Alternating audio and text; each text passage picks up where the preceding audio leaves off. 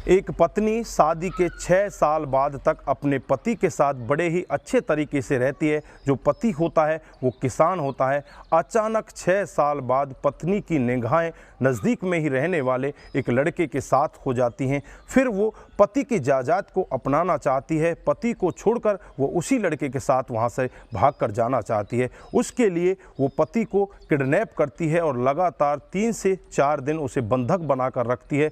उसके साथ में मार पिटाई करती है। इस सब में उसका जो प्रेमी होता है वो भी उसका साथ देता है और उसके प्राइवेट पार्ट को भी वो काटना चाहते हैं। लेकिन जैसे ही 4 दिन बीत जाते हैं, जो उस लड़के की बहन होती है वो अपने भाई से मिलने के लिए उनके घर पहुंच जाती है और जब घर का दरवाज़ा खोलती है तो भाभी उसे घर के अंदर जाने ही नहीं देती। उसे वहीं से रोक कर कहती है कि तुम्हारे भाई घर पर नहीं हैं। बहन को शक होता है। बहन अंदर की तरफ चली जाती है और अंदर की तरफ जाकर जो नज़ारा देखती है उसकी आंखें फटी की फटी रह जाती हैं। फिर जो उसका प्रेमी होता है उस बहन को पकड़ने की कोशिश करता है, लेकिन वो बहन वहाँ से किसी तरह से फरार हो जाती है। परिजनों को जाकर बताती है और जो नज़दीकी पुलिस स्टेशन है उसमें भी खबर दी जाती है। और फिर जब पुलिस वहाँ पर पहुँचती है तो होता है वहाँ पर एक इतना चौंकाने वाला सत्य। दोस्तों, अगर आप भी पूरा मामला सुनेंगे तो एक बार के लिए आपके कान सुन हो सकते हैं। लगेगा कि पत्नी भी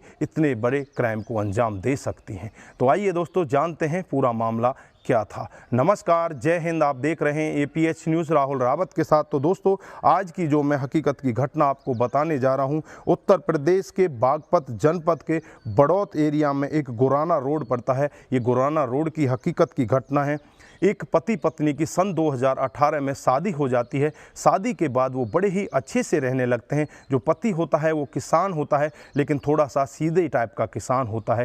धीरे धीरे उनका समय बीतता रहता है। आपस में इनकी छोटी मोटी लड़ाइयाँ होने लगती हैं और लड़ाइयों की वजह से 19 जून 2019 को नज़दीकी पुलिस स्टेशन में पहुँच जाता है और वहाँ जाकर पुलिस के सामने गुहार लगाने लगता है और कहने लगता है कि साहब, मेरी पत्नी मुझे बहुत ज़्यादा परेशान करती है। फिर पुलिस एकदम से हरकत में आती है, पत्नी को अपने पास बुलाती है, उसे बिठाती है और बिठाकर इन दोनों को समझाया जाता है। समझाकर इनको रफा दफा करके इनके वापस घर भेज दिया जाता है। उसके बाद से इनका मामला ऐसे ही चलता रहता है। कभी लड़ाई होती है तो कभी प्यार होता है। धीरे धीरे समय ऐसे ही बीतता रहता है और 1 सितंबर 2022 का समय आ जाता है, जब वो जो किसान लड़का होता है वो अचानक घर से गायब हो जाता है। उसके पड़ोस में ही थोड़ी दूरी पर उसकी बहन का घर होता है। बहन अपने भाई के पास लगातार फ़ोन कर रही होती है, लेकिन भाई का कहीं भी अता पता नहीं होता। 1 सितंबर से 2 सितंबर आ जाता, 3 आ जाता है, 4 आ जाता है। 4 सितंबर तक भी भाई का ना तो फ़ोन मिलता है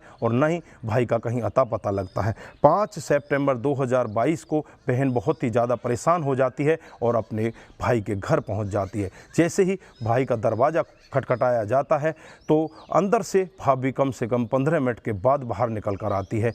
जो बहन होती है उसको शक होने लगता है कि भाभी कुछ ना कुछ अंदर गलत कर रही है। वो अपनी भाभी से कहने लगती है कि मेरा भाई कहाँ है। उसकी भाभी उससे कहती है कि तुम्हारे भाई का पता नहीं, वो तो 2 दिन से यहाँ से बाहर जा चुके हैं, हमें उसके बारे में कुछ नहीं पता। बहन का शक और भी ज़्यादा बढ़ जाता है। बहन तुरंत ही अपनी भाभी के घर के अंदर प्रवेश करती है और घर के अंदर का जो नज़ारा देखती है कि उसके भाई को रस्सियों से बांधा हुआ है, वो ज़मीन पर लेटा हुआ है और उसके प्राइवेट पार्ट से खून बह रहे हैं। यह सब नज़ारा जब बहन देखती है तो बहन की चीख निकल आती है। इधर जो औरत होती है उसका बॉयफ्रेंड भी वहाँ पर बैठा होता है। बहन को पकड़ने की कोशिश करता है, लेकिन बहन वहाँ से अपने आप को बचाकर किसी तरह से भाग जाती है और भागकर अपने परिजनों के पास जाती है। परिजन तुरंत ही नज़दीकी पुलिस स्टेशन में पहुँचते हैं। पुलिस को लेकर परिजन तुरंत ही उस औरत के घर पर पहुँचते हैं और वहाँ जाकर देखते हैं वो औरत और प्रेमी वहाँ से फरार हो जाते हैं। वहाँ पर वो लड़का जो किसान होता है अवस्था में पड़ा हुआ मिलता है। तुरंत ही पुलिस उसे उठाती है और नज़दीकी हॉस्पिटल में ले जाती है। उसका उपचार चल रहा होता है। जब उस लड़के को होश आ जाता है तो वो एक चौंकाने वाला सत्य बताता है। वो बताता है कि साहब, मेरी पत्नी एक नज़दीक में ही रहने वाले एक लड़के के प्यार प्रसंग में आ जाती है और मेरे से